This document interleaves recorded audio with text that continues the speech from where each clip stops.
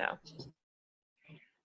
okay. Hi, everybody. This is Sherri Mraz, the Cookin Yogi, and today you are here joining us with Lisa Kelly and myself in our Cooking Up Biz Mastermind group.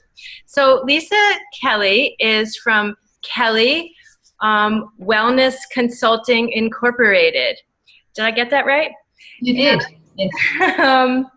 So let me just tell you why I invited Lisa. Well, I think I just kept seeing lots of your things on Facebook, and your one group, Spirituality in the Workplace, was what really, really attracted me to you.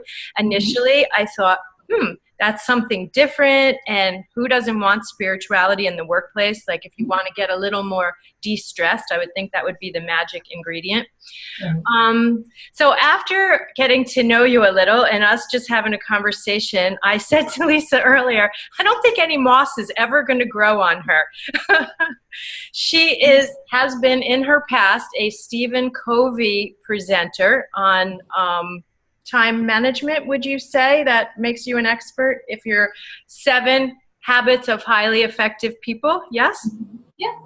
Yeah. So I was pretty impressed with that. She has done corporate training and development programs. She's a wellness coach, a personal trainer. She is certified in EFT, yoga. I don't know, I probably left a bunch of things out because your list was this long. I grabbed the top ones, but I was like, wow, that's actually pretty impressive. And the most, I think, intriguing thing of all, following your corporate programs that I've been watching you kind of put out there, little tidbits of it. In January, Lisa is starting up a certification program for corporate wellness program coaches. So I'm really, really impressed with that. So being that you have tons and tons of credentials, and you obviously you must know how to keep your stuff in balance. I try. And you've, I like to ask successful entrepreneurs just a couple basic questions. Like, what is your favorite business book? Well, right now I'm a book junkie. So right now, I don't know if you can see it. It's called Influencer. And it's put out by Vital Smarts. Just show of hands, anyone has ever heard of Vital Smarts before? Oh. They have you want to write this down maybe, or my suggestion is to write it down. Vital Smarts blog. It's a really good blog that they send out by way of newsletter. Anyway, it's a really good book on how to create change and influence people in a really positive and constructive way. And so, how you provide encouragement. And it really, in this book, not only speaks, it spans both a workplace corporate culture, but also communications for the home, communications between friends, communications between coworkers. And so it really, I attended their conference, and interestingly enough, Stephen Covey was one of the first people to give a review on it before, I guess, he passed away a few years ago. He said it's an instant classic, whether you're leading change or changing your life, this book delivers. And I really have to say it did. And I read a lot of books, so it was really hard for me to pick one, but I do want to speak to that one. Okay. That one really scares me. It looks really, really big. No, it's not really. It's not that big. It's only 200, 300 pages. It's not that. Okay. It's easy to read. Yeah. So the name of the book is Influencer, right? Mm-hmm. Okay, I typed it in the chat. Now, for anybody who is new here, if you hover over, hey Janet, if you hover over the bottom of the screen, you will see there's a chat thing you can click on. If you have a question or anything that you want me to ask, type it in. But I'm also we're gonna end early enough, I promise, so that we can have some question and answer time as well. So is that your favorite resource as well, Lisa, the Vital Smarts blog, would you say, or do you have another?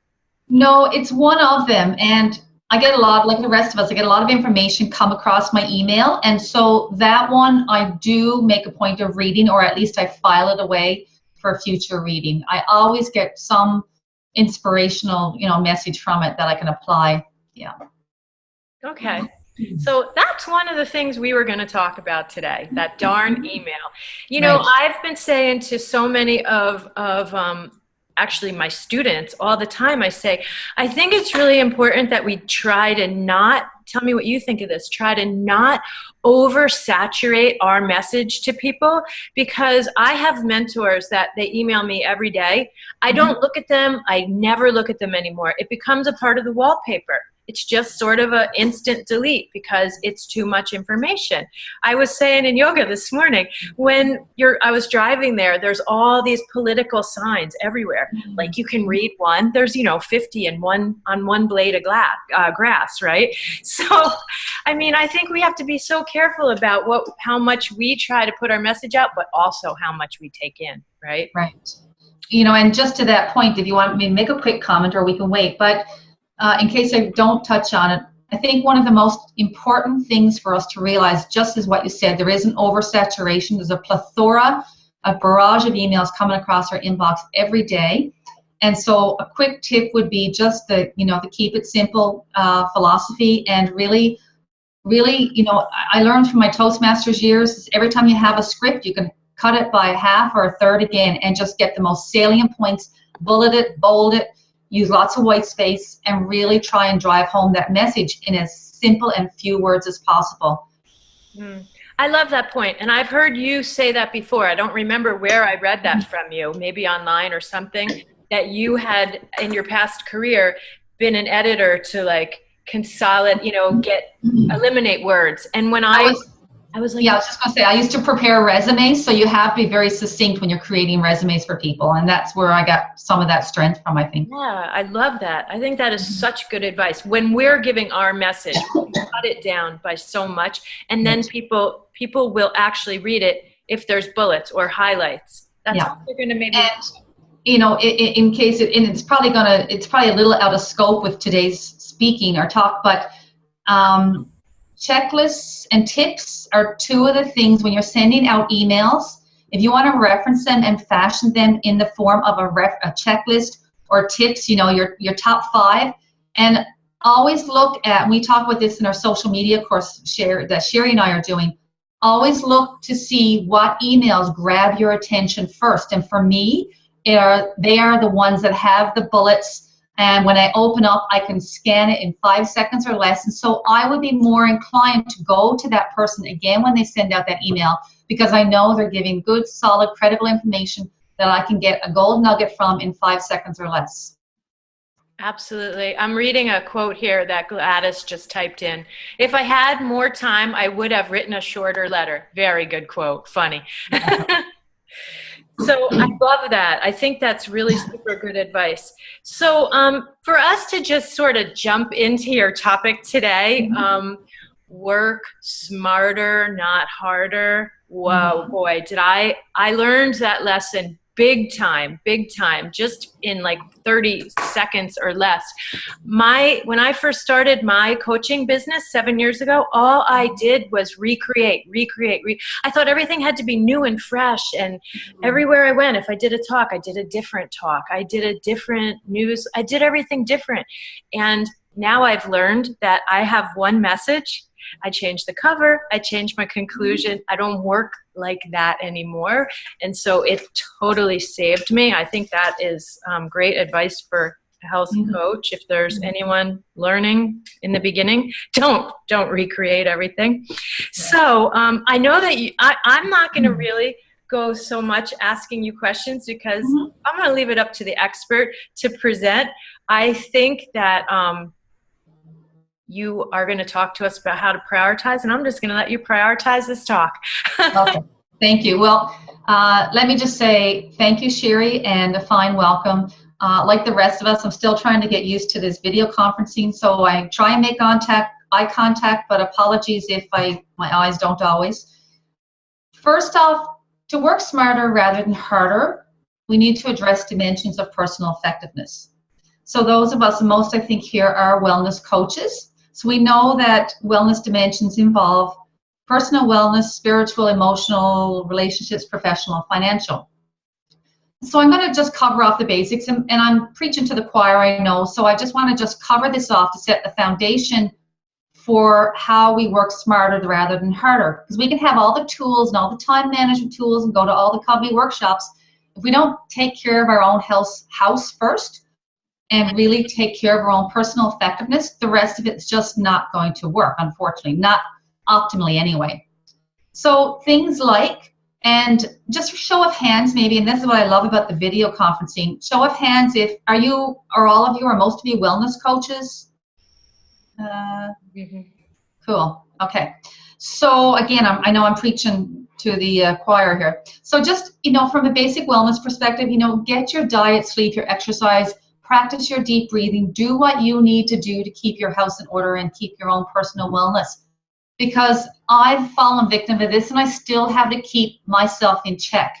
I'm launching, as she said, a pretty massive program in January, and it really is consuming every ounce of my waking hour right now.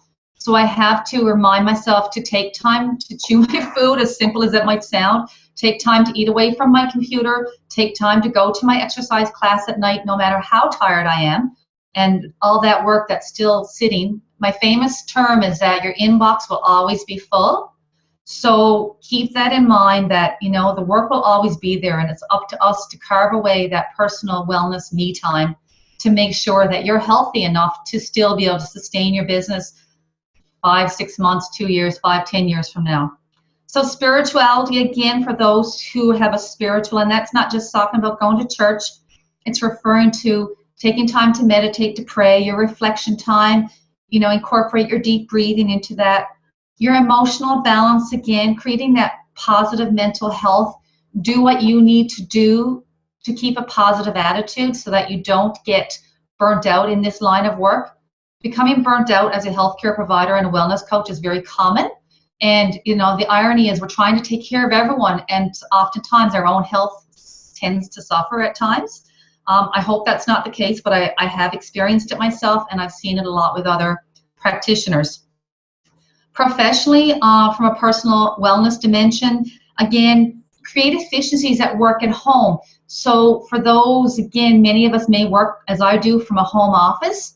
So set up a personal work schedule calendar so you do have that work-life balance. And one of our instructors, our instructor in social media, she said the best thing she did was started to keep regular business hours as a home-based business.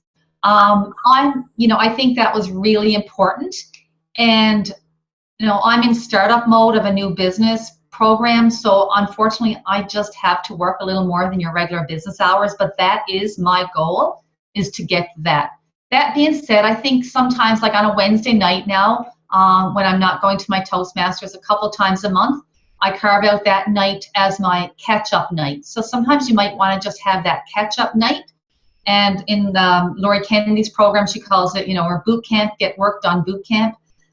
So you may want to just have one night a week or one day a week or one evening that you can carve out for that catch-up time. And sometimes just a mentor, a supervisor of mine said years ago, just spending that extra 2 to 3 hours just on cleaning your inbox, clearing off your desk, tending to things that you need to do, it just not only gets it done, it gives you that mental space that you can then clear that head and not be so bogged down with what you have to do. Because a lot of times when we get so stressed, it's not the work that we get stressed over. It's the ruminating and thinking about everything we have to do that totally depletes our energy and our creative thought. So that's a pretty important takeaway that I got from a mentor years ago. And lastly, financial. I mean, I'm a pretty open book. So starting up a business, I've worked a whole year, I don't mind saying, without any income. I did a government workshop that I made income from, but I'm blessed that my husband is so supportive and able to carry me thus far.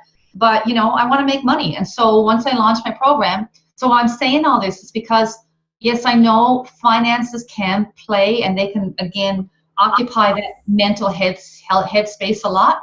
So really, truly, try and reconcile your financial situation. And if it means slowing down your business growth because, you just can't manage financially, or the opposite, maybe you just need to speed things up to get money coming in, but find what works for you financially and put it and create some peace around it. Okay, so that's dimensions around personal effectiveness.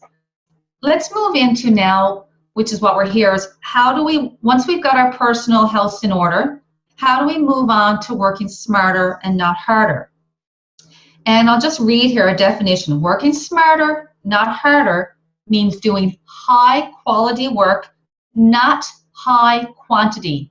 And this comes back and speaks to what Sherri had just said about always feeling we're on that treadmill and that hamster cage where we're constantly having to produce and churn out new material.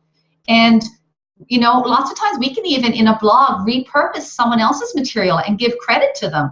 So we don't always have to be creating new materials.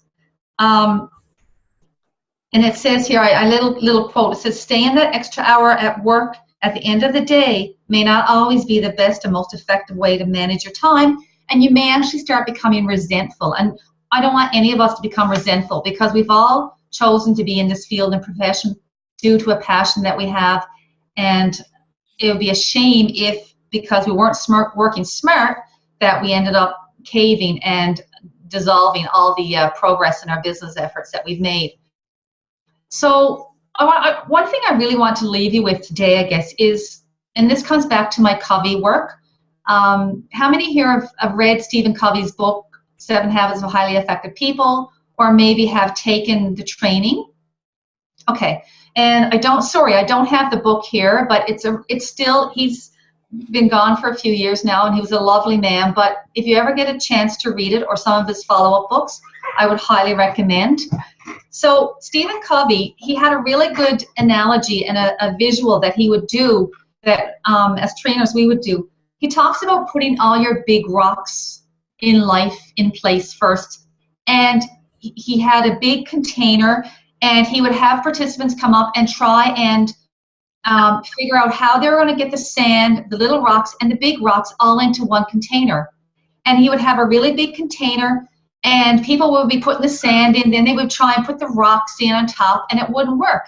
And he simply showed them through a very simple illustration, when you take all the big rocks, you put the big rocks in the container first, then you pour in your sand and your little rocks, everything fits and it all gets achieved. So what I'm suggesting today is really look strategically at what your big rocks are.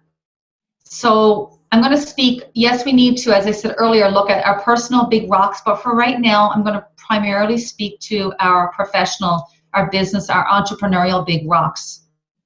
So I really want you to think about, what are your big rocks right now, and what should I be working on? And what I did, I've done a few things strategically. I'm always thinking ahead. That's just my nature. I'm a bit of a thinker. And strategic planning is probably one of my strengths. And I hope execution is as well. But I am a bit of a strategic thinker. So what I did the other day was actually sat down, even though I'm totally immersed in my current program development, I sat down the other day and looked at, what is 2015 going to look like for me? What are some goals that I want to achieve? And I actually did a brain dump, I call it, on just a Word document in a table format of what I'd like to achieve in 2015. Now, that's not to say I'm going to achieve all that, but at least I've got the wheels in motion. So I'm launching a new program in January, and I'm going to have some follow-up programs to that.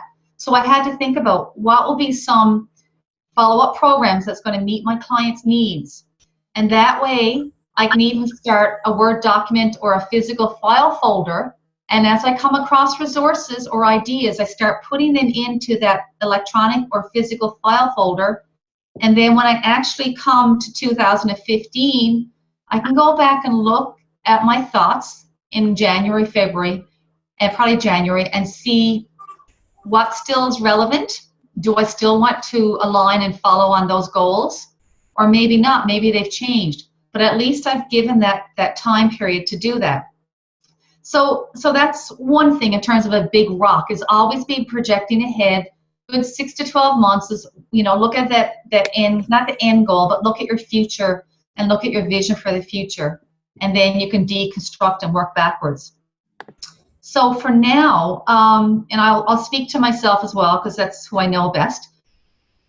What I did recently, periodically, I guess I should say, probably once every few weeks or once a month, I'll sit down and just look at the month ahead. Excuse me. and do again a brain dump of everything I need to achieve that month to achieve my goal, which for me right now, it's getting my Workplace Wellness Ambassador Certification program up and going. And there's a massive amount of administrative program development, social media work that has to be done to achieve that. So I look back at my former notes and I look at creating some new notes, and I just do again a brain dump at the start of the month. And I just did it because November's coming up, so I wanted to gear up for November. And I did a big brain dump of all my ideas, projects, and tasks. I didn't prioritize, I just brain dumped. And then I took a small calendar from my Outlook. I just printed off a clean calendar for November. And I'm starting to prioritize for the month the key ideas and projects that I need to do in November and what deliverables I need to achieve within November. And then, and this might sound like a lot of work, but it actually works for me, so I'll share it. Maybe it might work for you. I even have a big Staples wall desk calendar to the side of me. So I started with my brain dump, then I went to my small calendar and just filled out my month. And then each week, I look at what I need to do and I prioritize my week according to my wall calendar.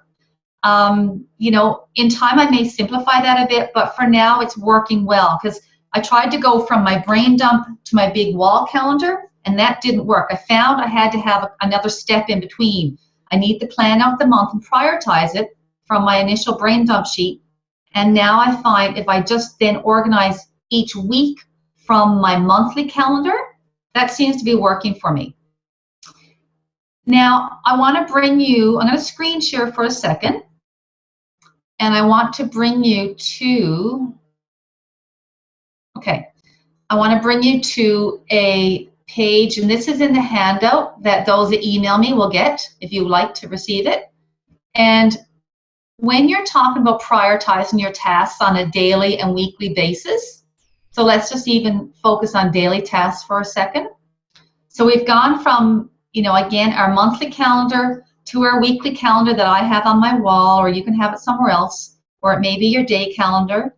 And then from there, you want to really look day to day as to the 4 quadrants and where what you're doing fits into these 4 quadrants. So for example, in the first quadrant, you want to really focus on what's urgent and important. And this comes out of my Covey training, by the way. I want to give credit to Stephen Covey for this.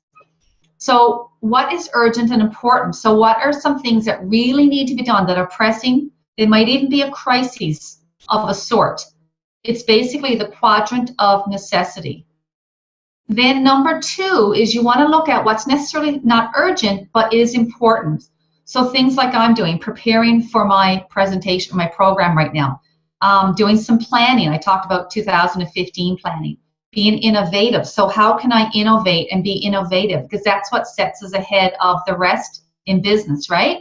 So, you know, number 1 quadrant, again, is what's emergent that has to be done today that's still going to move the yardstick for me.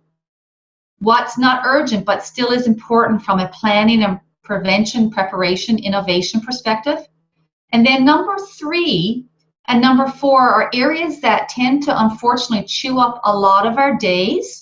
So there are things like interruptions, emails, checking our Facebook too often, maybe some meetings. Meetings can be productive, but sometimes in workplaces or even in our entrepreneurial lives, we tend to have maybe too many meetings and we can cut down on them.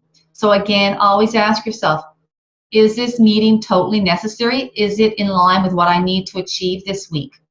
And then number 4, the work that's not urgent and not important. So time wasters, maybe excessive, you know, scoping of what's on Facebook or the internet, busy work that's not necessarily meaningful work, time wasters like, you know, our friends calling to chat because they know we're at home working, but really, truly, we should be dedicated because think about it, if we're in a corporate setting, we wouldn't be chatting on the phone. Now, that said, sometimes I tell my friends to call me during my lunch hour because I know I can chat to them then, or to maybe call me in the evening around weekends because that's time that I can chat to them. Or even my husband, God bless him, he works shift work, and so he would oftentimes want to come up and chat in my physical workspace, which is my open den area upstairs. And I said, honey, this whole area is my office, and you have to respect and appreciate that. And, you know, he really caught on quick and was really considerate of that. And so he asks now, he calls up from downstairs, is it okay to come up and talk to you? So, you know, we've worked on that. And each of you, I'm sure, you know, if you have kids or even a dog, my dog can be a nuisance sometimes and want my attention. So I've had to put him on another level sometimes just so I can get work done. You do what you have to do. So, okay. So don't worry about this. This will come in a way of a handout that I will send to you. And so I'm going to stop sharing and we will come back to our picture screen. The other thing is as well is in working smarter and harder, recognize when your most creative time is. For me, it is early in the morning, so I try and get at my computer by between 7 and 8 in the morning. For some people, I know my sister, she's a night owl. It's nighttime. So I'm not going to pretend to suggest to you what your best creative time is, but if you're developing new programs, really do some reflection and even take a week and assess for yourself, when do I get my most creative, when's my creative juice flowing? And then schedule in that time as that quadrant 1 and 2. Remember quadrant 2, the planning development quadrant, and maybe even quadrant 1. So for me, quadrant 1 happened this morning because I was working with my designer who happened to be in the UK, who was like 6 hours ahead of me, so we're always out of sync with time. So I had to get some work to her right away, so I had to get up early this morning. So it was pressing, but it's also important because it's planning and preparation for my course. So it definitely fit in those 2 quadrants for me. And then figure out, show of hands, how many people have a hard time with email management? Yeah, okay. How many feel that they need to respond to email right away? Oh, okay, not so many. Okay, a few. So I'm a people pleaser. I hate to say it. I love it when people get back to me right away, and I do it likewise. That being said, I'm working on it, you know. So in this case, practice what I say and not what I do. Sherri and I talked about this the other day, and I have a comment in my handout. I make reference to maybe checking your email first thing in the morning, at lunch hour, and then in the evening, whether that's nighttime or whenever you finish your workday. And she was saying in the 4-hour work week, he suggests to check it only at lunch hour and in the evening. And I really reflected on that a lot after our conversation. I thought, yeah, I think I like that. And I actually ordered his book, The 4-Hour Work Week by Tim Ferriss, I believe. And I love anything with a catchy title that says a message to me. And Sherri says it's on her desk all the time. So I thought, okay, that's enough of endorsement for me. So I purchased it on Amazon. So it's a 4-Hour Work Week by Tim Ferriss. But anyway, that being said, I don't see myself ever going to the point of not checking my email first thing in the morning. But what I'm going to do is, again, that quadrant 1, look for those urgent emails that really need to be addressed right away, like my UK designer. She needed my edits back to her first thing this morning. So I had to prioritize and make that important and respond to it.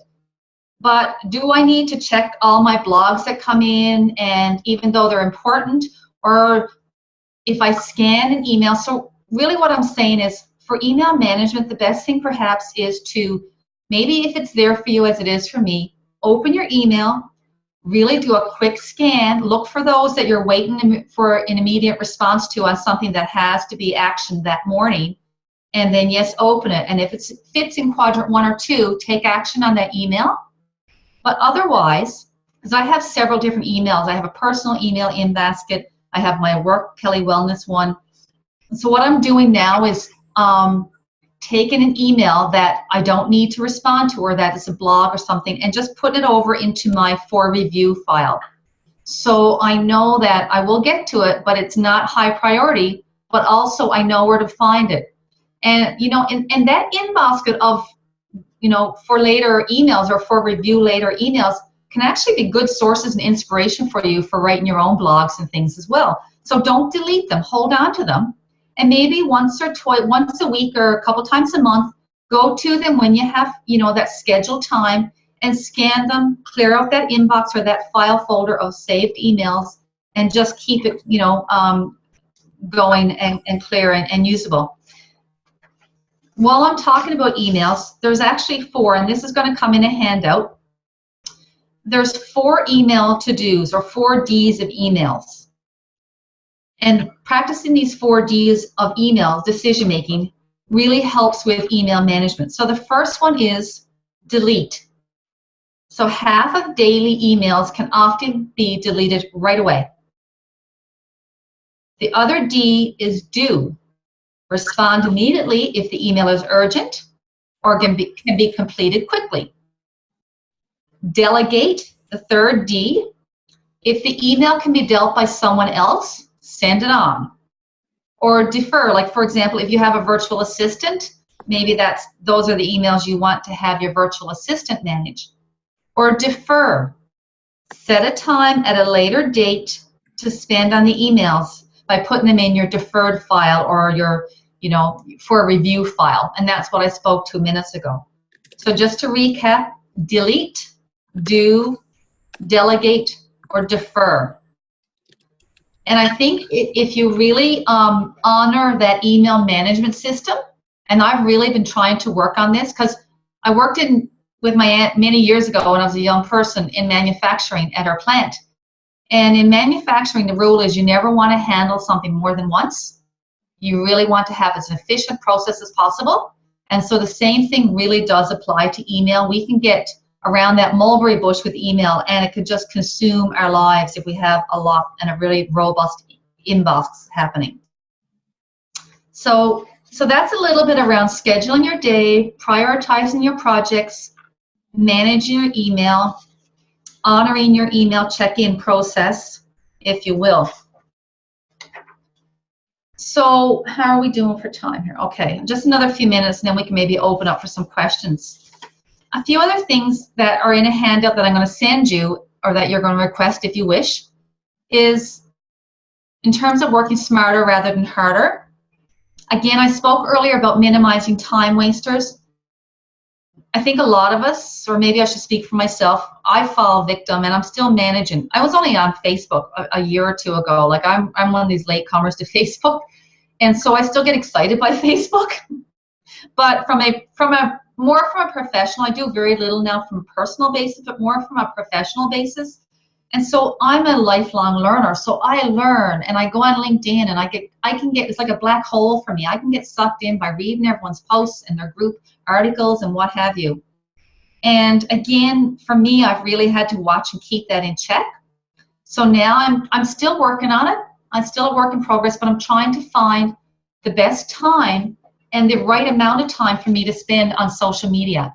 So I have my do you guys all have a little clock, a little stop clock? This is the best thing for managing time at your desk. Or you can use your iPhone, what have you. But, I'll set this for 20 minutes. That's my social media time. When that clock goes off, then it's time for me to get back to my program development work. So whether that's lunch hour, first thing in the morning, last thing in the evening before you sign off, create a schedule around managing your social media time, okay? And time wasters can even be like, it's amazing how much we can love cleaning our toilets sometimes when we don't want to get to something that needs to be addressed or attended to. Or, changing the bed for me the other day, washing my linens was a real thrill because it gave me a break from the computer. And that's all fine and good, but if that wasn't structured and planned for that day, maybe that's not the best time. So working from home really dictates to us and requires of us to really manage, again, as I said earlier, not only our professional to-dos, but our home life. And there's a yin and yang, so it's very good sometimes that we can go throw the laundry in, and my washer and dryer is right next to my office. But again, is that the best use of my time? Some days yes, some days no. So I always am keeping that in check. Am I making the best use of my time? Time is not a renewable resource. We all know that, but it bears repeating. Time is not a renewable resource. And to be most productive and effective in our work as entrepreneurs or wellnesspreneurs or whatever we call ourselves, we do need to keep it in check. The other thing that's a time waster, and my sister said to me recently, she said, you know, I get so bothered when I hear people say, I'm so busy. And I thought about that, because how many of us, oh, I'm so busy, I'm so busy. We're all busy. Life is busy, right? Yes, not heads, yes. You know, from the day we're born to the day we die, we hear it. You know, you'll never have a day where it's not busy, probably. And that's a good thing. For me, I like being busy. So let's be busy, but be busy in a meaningful way. And perhaps let's spend less time ruminating about how busy we are. And I used to always say this, if we spent less time thinking about how busy we are and how much work we had to do, and actually took that energy and put it into actually doing the work, my gracious, how much more productive might we be? Which actually is a good segue into my other point on my handout, accept the TYS, the ties of today's workplace. The TYS, or the ties of today's workplace, are, and this really relates to being self-employed as an entrepreneur, ambiguity, uncertainty, and volatility. And I think we really have to embrace them. Again, ambiguity, uncertainty, and volatility. I think they really can actually define an entrepreneurial's life and the role and what we're up against every day. And I think if we can just accept and embrace that they are going to be a part of our lives and learn how to roll with it, we can really be off to the races, as they say. And then the other thing I want to talk about too, there's a couple other things. It gets back to the personal management and personal wellness management, I guess, because again, the more we, as I said, keep ourselves healthy and well and in check and balanced, the more effective we're going to be in working smarter rather than harder in our jobs. Really do take time to honor your breaks and to decompress and recharge. For me, I start my day with a nice bath and I meditate, I read my Bible, and I read something inspirational, usually Wayne Dyer right now, because I love his work and his prose. So I start my day in a very calm, relaxed fashion, and then I try and practice deep breathing, going for a walk maybe midday, trying to let my brain power down and recharge itself so that I can carry on. I'm a big believer in naps as well, so I do try and take a nap probably mid-afternoon, because I do have to work sometimes into the evening. And when I work with clients in the evening, before, naps got me through. I work 12, 14-hour days sometimes, and I would take a 30, 40-minute nap, and it really helped recharge me and just to help calm the body down for restoration. The other thing I wanted to mention as well is I got a note here, says spend 10 minutes a day laughing out loud. I don't regularly practice that, but you know, I'm going to do it. I'm going to download some joke apps on my phone, or just subscribe to some on my computer, because there is nothing more therapeutic. Has anyone done laughter yoga? We do it every Really? couple times a week. Never on purpose, though. I have got to find a laughter yoga class. I just love the whole concept of it, and I think, my gracious, you're doing yoga and you're laughing. I mean, there couldn't be any better medicine for the body, I don't think. So kudos to you. Keep up with your laughter yoga. So spend 10 minutes a day just really laughing, having fun, taking the seriousness away from what you're doing, because what we're doing is very serious, and we need to just to chill and not take life so seriously and seriously. So, you know, that's my little doctor's orders there. And then lastly, I guess, establish a closing ritual for the day. Know when to stop working. Tidy your desk up. Do some deep breathing to decompress if you need to. Make a list of tomorrow's priorities and use that time quadrant matrix that I showed you earlier from Covey.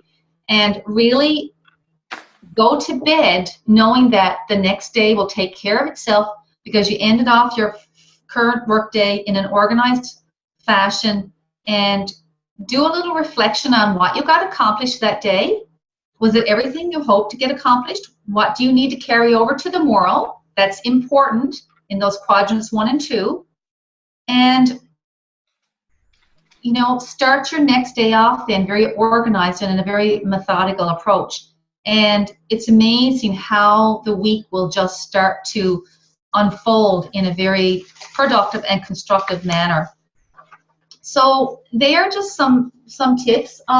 In the handouts, if you want to email me, then I will send you some handouts. There's a couple interesting ones. One that is a social media calendar I created for myself that you might find interesting. Nothing fancy, but again, it's a nice chart for helping you organize your social media. Again, working smarter than harder. I also have this handout we talked about today. And I also have a workshop facilitation schedule as well, because when we're facilitating workshops or planning workshops and delivering them, it's very important that you be very organized, obviously. So I thought that might be one that, you know, it might be of value to you as well. So I have 3 or 4 handouts, and my email, lisa@kellywc.com, is written there in the chat box. And so by all means, if you'd like to get the handouts, I'd love to hear from you. So that being said, I know we've got about 10 minutes left or so. Excuse me. I just wanted to speak quickly about a program I'm launching in January. For those who may be interested, excuse me, I'm losing my voice. So I'm a certified workplace wellness coach amongst a holistic nutrition background, diploma, what have you, and all the other certifications that she mentioned. And I always wanted to bring my experience into the workplace because I have a corporate training background as well. And I've always wanted to meld my corporate training background and my training and development background with my wellness background. And I knew once my daughter went to school, I would do that. So I've basically combined over this past year everything that I would like to see in a workplace wellness program. And I have additionally pursued and completed in the past couple of years workplace wellness certifications. And I looked at all my training and I felt there was still something missing. Plus in Canada, we are in great need for certification. We're a little further ahead in the US, but not in Canada. So I formed an association of 5 or 6 associates between Canada and the US, and we have created a global workplace wellness ambassador certification program that we're going to deliver purely online, and I will do some site training for companies that want it as well. But essentially this program will be designed for health coaches, admin people, HR people, fitness trainers, chiropractors, naturopaths, whomever, people like yourself who have an interest in bringing their skill sets and expertise as a wellness coach to the workplace and a corporate setting. And that can be, we're going to talk about different business models and applications to how you do that, but you can do it through online consulting, online health coaching, using it as a means to network with employees, to do private health coaching. You're also going to be trained in how to go into a company and how to set up right from ground zero the assessments, how to set up workplace wellness policies, how to set up wellness teams, how to then lead wellness teams if that's what you want to do. You can also potentially be an assistant to a workplace wellness coordinator of a larger organization, like a large enterprise, multinational company. And it's basically consists of 6 online modules with an e-learning platform. And we're also going to have 12 hours of live facilitation by myself, my associates, and guest presenters in the business. And there's such a wealth of information. I must say I'm really pleased and proud of the program.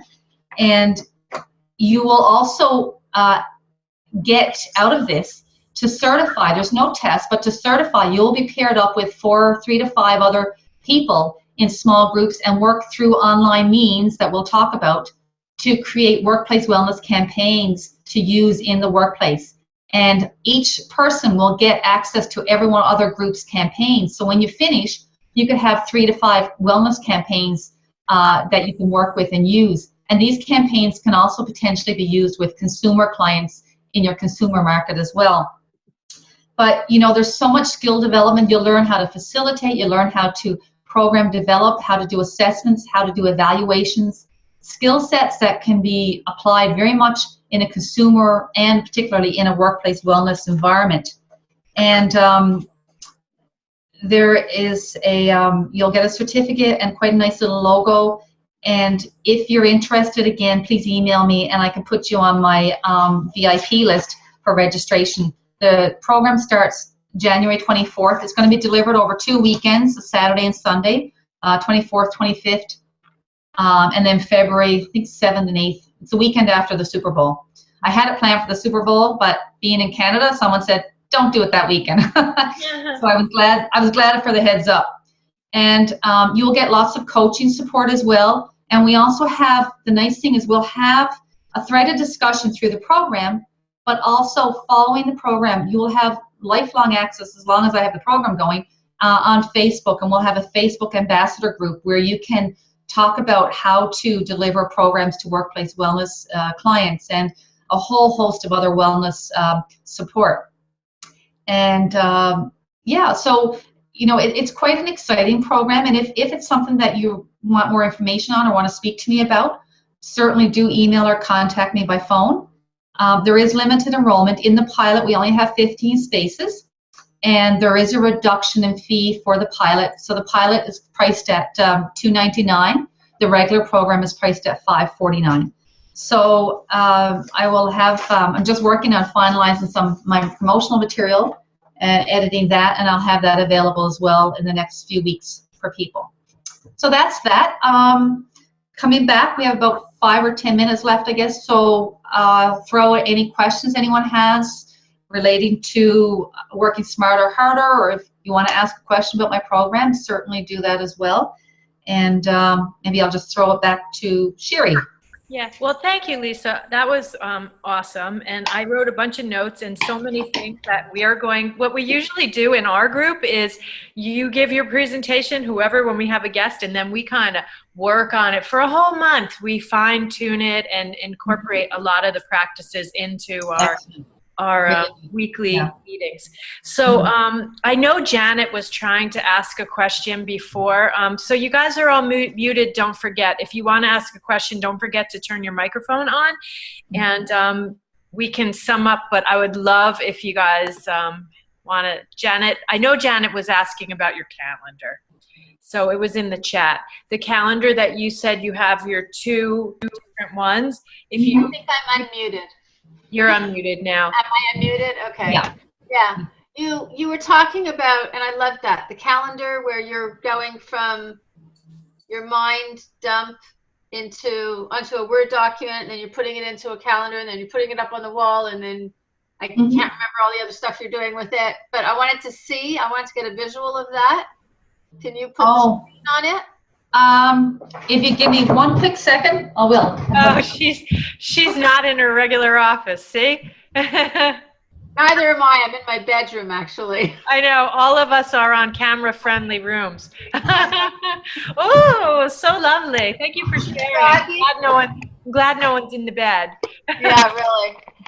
Yeah. So, while we're waiting for Lisa to come back, I think that the best, there was so many good tips, but if you really think about it, and I remember way back when we first started the mastermind, that was one of the things I said, you have to be your own boss, So Lisa talked about having office hours.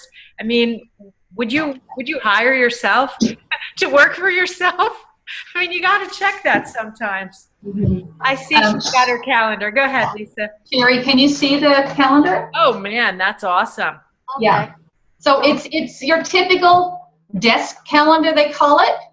Do you have Staples in US? Yeah, of course. Okay. So I got this at Staples, and so it's fairly big. So I actually put a bulletin board up on my wall next to my desk that I affixed, the month calendar every month to it. And I keep the main tablet down because I write in it, and then I put and then I write on it each week on my bulletin board. And I first started using it, filling out the whole month, and that didn't work because things changed too much for me, or some things I didn't get done. So I used my brain dump, my small little calendar, highlighted my projects of each day. I don't put my meetings or anything like that on there, But again, it's my big rocks that I put on that small calendar. And then I transfer those big rocks from the small calendar each week. I work through and just organize it on the big one. And, you know, it might sound like a lot of work, but it really, once you get into it, it's not that, it actually, you know, saves time and makes you more productive, I find. Are you actually just putting 1 week at a time on the big calendar? Well, I am. I've just started doing that because I found by filling in the whole month, I needed that extra little step where I had the small calendar with the whole month filled in, and then I just readdressed each week on my big calendar. So I just filled in 1 week at a time on my big calendar. And so at the end of each week, I saw what I didn't get done. I had to reprioritize again into the second and third and fourth week. So each week, just fill out that 1 week on the big calendar. Okay, very cool. Can I ask a question, Lisa? Sure. You know, I have my planner. You know, it's a month in view. We see all the stuff that we have to do, and it's like you can't write everything in there that you have to get done. And then if you have the week, you know, also the week at a time, and then I fill in the whole thing, what I have to do every day. But what I was going to ask you is if you think it's because when you put that up on the wall, it's visual, it's up there, because that's what I found for me. Like I have the current month on like a magnetic thing, and I use little colored stickers. So I'll have that, and then I have next month, and I just keep rotating them. So I always have 2 months at a time. But I really think it's because you're at your desk and you look up and you see it right there. So like you're always, you know, it's not like you have to go to your book. Don't you find it because it's right there? And also another thing you can do if you blog or if you know, have a social media priority or a calendar or agenda, you can write in, you know, the days that you want to do your blog or the days you're going to prepare your newsletter. And so again, you know, when you go to your small calendar each month, you can fill them in. So they're your big rocks. You know you have to do your blog every week. You know you have to prepare your calendar. So for my newsletter, what I'm going to start doing is I have 4 or 5 sections to my newsletter. I'm going to take my newsletter and do 1 section per week. So by the end of the month, I have my whole newsletter completed. So rather than trying to carve out a whole day to do a newsletter, just take one little small section at a time. Or it might be your blog. Maybe you have a couple components to your blog. Each week, just take 1 section of that blog and commit to finishing that. And by the end of the month, you'll have your blog or your newsletter done. Do you only send out a newsletter once a month then? And yeah, that's all I'm going to be doing is once a month, yeah. Okay. Yeah. That's not to say I'll still be sending out things like with my lead pages and other things and other tips, but my newsletter, yeah, from a workplace wellness, once a month is about what you find for workplace wellness newsletters. Interesting. Okay. Because I'm always saying to people that once a month for a newsletter, I didn't think it was enough to say prevalent, but maybe because you're sending out other things and that is just like your, okay. No, it's not the only thing I'll be sending out. The newsletter though my newsletter has a specific template and everything, so it has very specific things to it. And it promotes my upcoming events the following month and that sort of thing. Yeah, gotcha. Okay, that makes sense. Can I say something, Sherri? Yeah. You know what I do in that respect? I have Sassy Woman Secrets, and I have Sassy Woman's Guide to Appreciating Men. That's my topic. And I've got a new book called Divine Weight Loss, which combines spirituality and nutrition. And what I do is I have Sassy Woman Secrets that people sign up for, and that way it's like every 3 days they're getting something, but I don't have to write it. You know what I mean? It's on an autoresponder. When somebody signs up, they start from the beginning and they move through, and then I'm just kind of like adding things onto it, but it's ongoing, you know, through Aweber, so I don't have to actually sit there and keep, you know, recreating new content all the time. So that kind of works for me. Is it your content that you originally put on? My content. My original content. Yeah. Oh. Well, let me tell you, Gladys,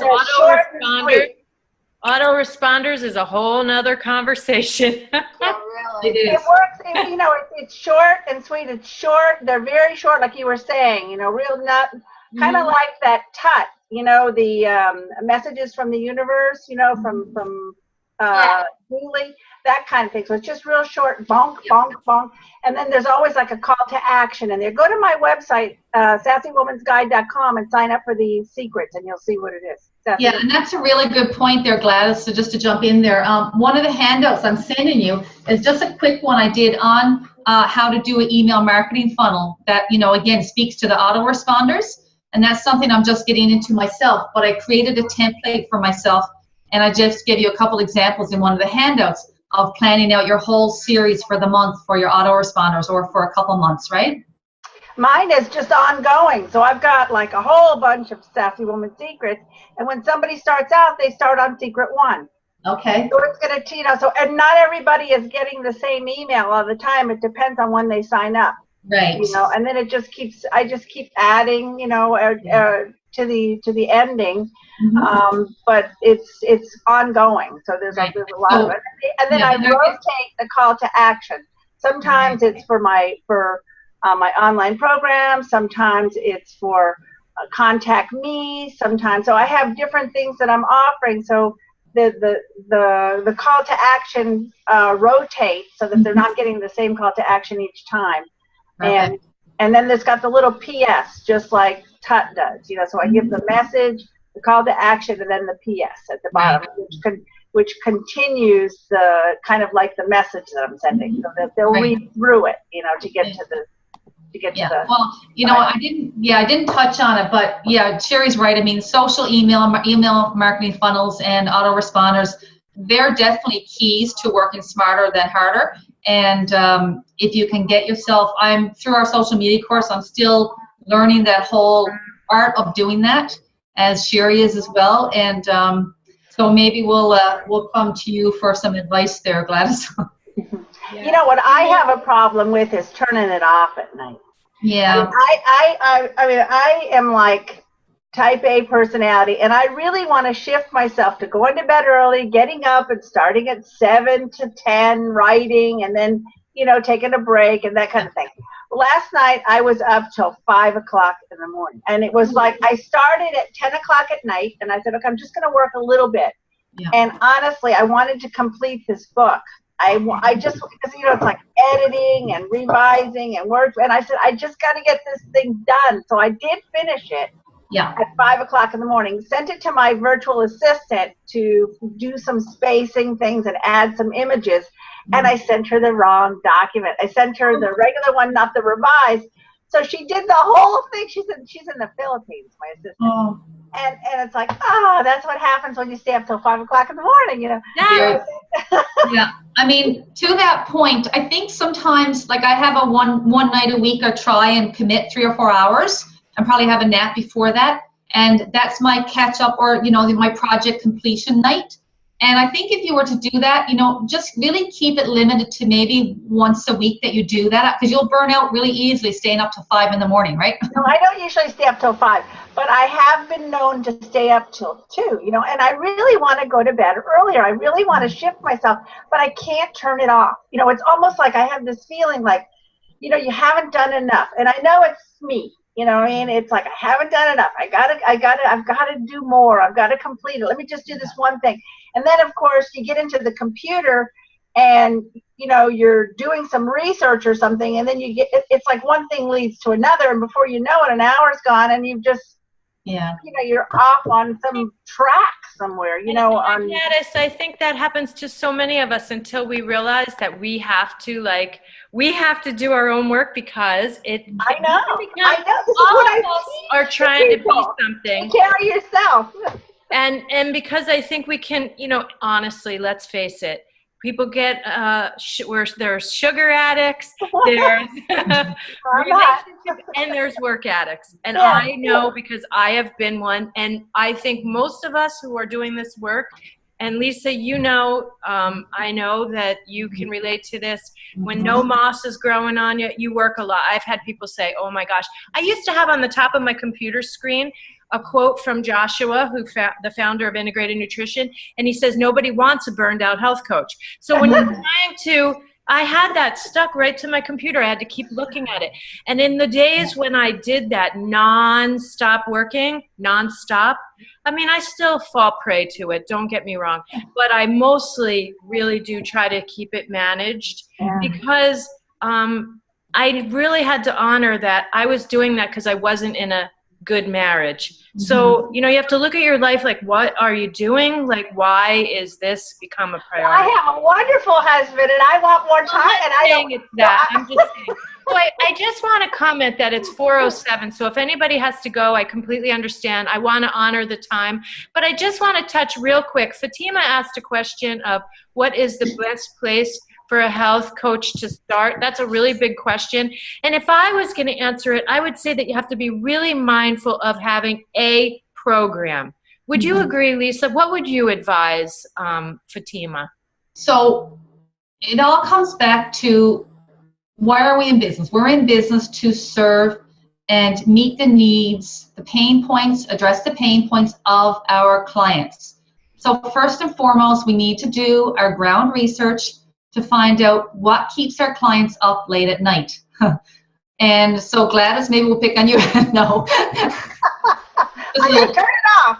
Yeah, but no, seriously, all seriousness is, what are the needs? So for example, one of my client demographics or target groups in the workplace wellness I'm developing are HR people. And I know very well that as HR administrators in workplace wellness, one of their pain points is not being able to do it all. And so part of my marketing of my program is to both the workplace wellness consultant who may hire one of my coaches, or to a potential trainee, is there is a real need out there for support people in workplace wellness from a large enterprise perspective. So again, my trainees, my ambassadors could potentially position themselves to that and meet those needs. So anyway, what I'm getting at is to address a program, lots of us have ideas, but if they're not meeting market needs, then we can present all the ideas we want. They're probably not going to be, pursued. So really, this is one thing we learned very explicitly in our social media course, Sherri, I think you'll agree, is Karen's done a really good job, Karen Paddock, in saying, really first and foremost, the success formula for marketing is, what are your client needs? So before you develop a program, and I did this a lot, I've had many businesses, and I would say, this is a great program. It didn't address needs. And then once you have the program, then you have to really create a very powerful, targeted communication message to make sure that your audience knows that this program is meeting their needs. So recently, I worked with Karen on developing my website page for my new ambassador program. And I knew what she was going to say when she audited my paperwork. She said, it's all really good, but your benefits are there, but you really have to make them stand out and make them more explicit. So that's just a little marketing tidbit, right? Just really have them. And I actually opened my second page in my document saying, here are the benefits to taking this program. Don't just assume, they're going to find them. Make it very explicit for them. So develop a program that meets the needs and communicate and target those needs and how that program meets those needs. Great advice. And Lisa has made reference a couple times to Karen. Karen actually even was my mentor last year. And I highly recommend her program. It's ongoing now. It is a 6-month program. And weekly you get a module. And if I could say anything about it, what it is nuts and bolts. It teaches you autoresponders, like all the stuff where you're like, oh my gosh, I can't keep up with this technology. I can't piece it all together. I don't know where to start. Really, you got to start somewhere, and then you got to put one foot in front of the other, and you got to learn one thing, and they all lead into each other and integrate. And so she's brilliant at her presentation and getting her information out in bite-sized pieces. All of you can go and do Karen Paddock TV, and you'll watch it weekly. She's starting another one up in January, and as soon as I know when she's relaunching, I definitely will be sharing that. My mission and what we do here every week is hopefully to give you guys really good tools to grow your business. I see, Jorgen, you must be on a different time change. You joined and we're like done. So you're muted. Yeah. Oh, that's a shame. Yeah. I had a client also before, so I couldn't make it. I didn't know if you were traveling, and it looks dark there. It's a very late hour for him over there. Anyway, can I give one more tip to that girl that's just starting? Sure. Okay. I have a virtual assistant in the Philippines, and she charges $5 an hour, and she's phenomenal. She's got a degree in technology. She works by day as a school teacher, and she works for me. And I won't give you her, but $5 an hour. That's amazing.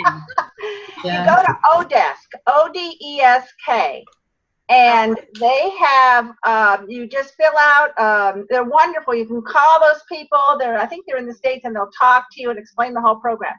But you fill out what it is that you want in the job description, and then they will send you people that are qualified. Or you can go and look for people in different categories and interview them yourself. And you interview these people first. I gave like 3 people a project to do. I was doing my online course, which was 8 hours of videos, taking my recording. I recorded everything, and then they had to turn it into videos. And so I gave 3 people the project, and then I evaluated which one I liked. And it wasn't just on their work, it was also on how was it working with this person? Was it easy working with them? What was their attitude? What was their, all this kind of stuff. Are they flexible to fix stuff? And then you pick the one you want. So it's amazing. It's amazing, amazing, amazing. I have this wonderful, wonderful girl. She's like a friend, and we have fun. And she's 12 hours away, so I work at 8:30 in the morning with her. And a couple of days a week, she'll stay up till like 12 o'clock or even sometimes 1, believe it or not, and she's got to get up and teach in the morning. So we work just, as needed in the mornings, and then we do a lot of the stuff on email. I mean, I just send documents back and forth, and she fixes everything. She does my website, she does Aweber, she does all of that technology stuff for me, because she knows what she's doing. And you get people that have degrees in technology that are looking to make extra money, and I guess our money is worth a lot in those countries, so they work for not much of anything.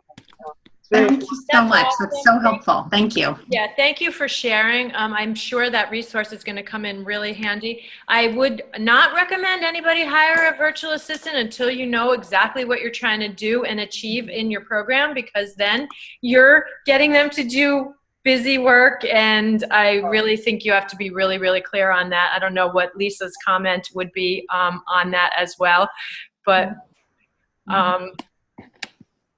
if you're doing video editing, if you want to set up, changes on your website, all that kind of technical stuff, they're really good. Absolutely. So thank you, Gladys. Thank you for sharing that. So just in summation, Lisa, I did put your email in the chat box, and I don't know who MB Pensig is, but if you could type your email in there for me, I'm not sure, because it was funny with the registration. I don't know if I'll be able to decipher this. Then I can share. But anyway, it is, in case you don't do that, it is lisa@kellywc.com, right, Lisa? Yes, correct. Okay, so I want to honor your time, Lisa. Thank you so much for being here and sharing all of your information. I think you're fun, amazing. I loved your presentation, and I'm definitely going to email you for the handouts.